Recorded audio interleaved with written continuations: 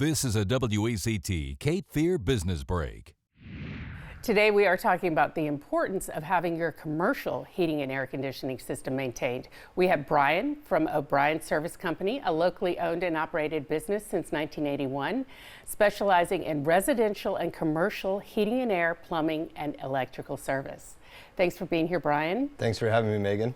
Let's talk about the advantages of annual maintenance a commercial client has. Well, by properly maintaining a commercial heating and air system, our clients can save money on energy. They can increase the lifespan of that system. And it's really beneficial for commercial buildings because most buildings have several systems.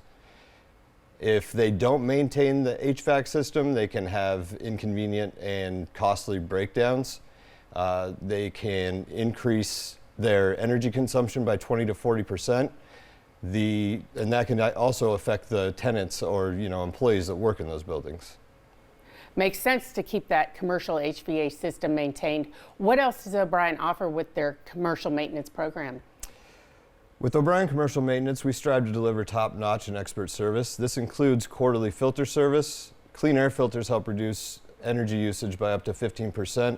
It protects equipment from debris and buildup. We also have planned replacement options to help commercial building owners to budget for that replacement when it's needed.